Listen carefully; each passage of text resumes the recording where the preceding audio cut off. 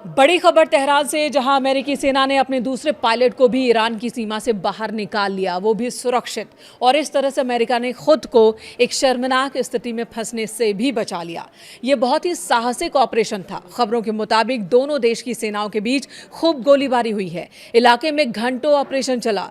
अल जजीरा की माने तो ऑपरेशन के दौरान अमेरिकी सेना और IRGC के लड़ाकों के बीच खतरनाक संघर्ष हुआ।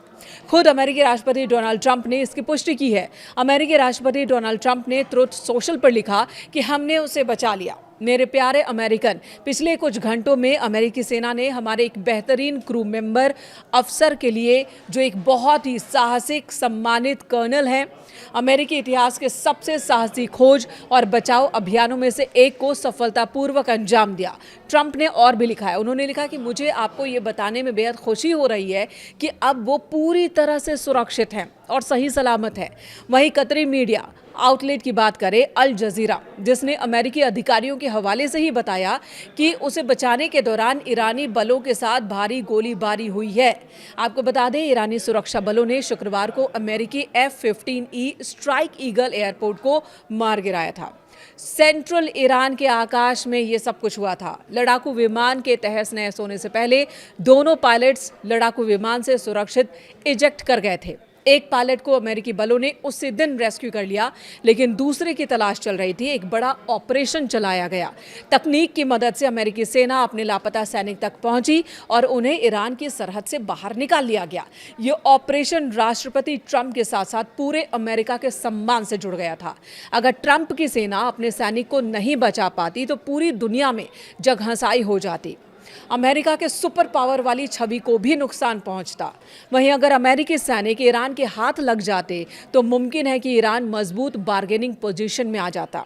वो कोई बड़ी और मनमाफिक डील के लिए अमेरिका को ब्लैकमेल करता। आपको बता दें, आज से लगभग 45 साल पहले अमेरिका को ऐसे ही संकट का सामना करना पड़ा था, जिसकी चर्चा आज भी होती है। अमेरिका को आज भी वो घटना किसी गंभीर चोट की तरह परेशान करती है। उसी घटना की वजह से ईरान और अमेरिका के बीच अविश्वास की गहरी खाई बन गई। ये एक इंटरनेशनल केस था। 4 नवंबर 1979 ईरानी छात्रों ने तेहरान में अमेरिकी दूतावास पर कब्जा कर लिया था। 66 अमेरिकी नागरिकों को बंधक बना लिया था, जिनमें ज्यादातर राजनयिक थे। 1 से 2 दिन नहीं, बल्कि पूरे 444 दिनों तक इन्हें बंधक बनाकर रखा, यानी कि कई महीने तक।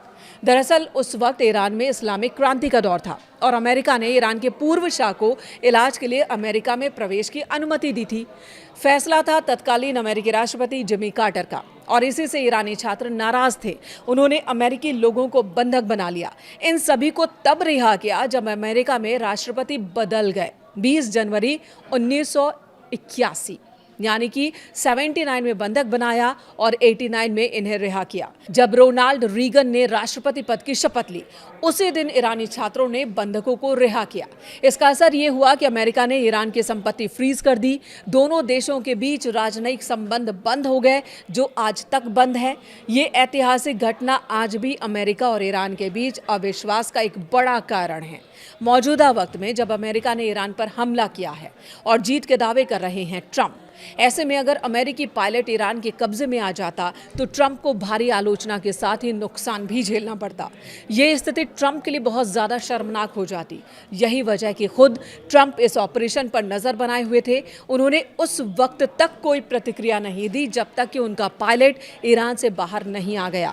इस ऑपरेशन के बारे में ट्रंप ने बताया कि अमेरिकी सेना पायलट की लोकेशन पर दिन रात 24 घंटे नजर रख रही थी और उन्हें बचाने के लिए पूरी लगन से योजना बना रही थी। ट्रंप ने कहा कि अमेरिकी सेना ने उन्हें वापस लाने के लिए दुनिया के सबसे घातक हथियारों से लैस दर्जनों विमान भेजे थे। ट्रंप के मुताबिक पायलट को चोटें आई हैं, लेकिन वे पूरी तरह से ठीक हैं।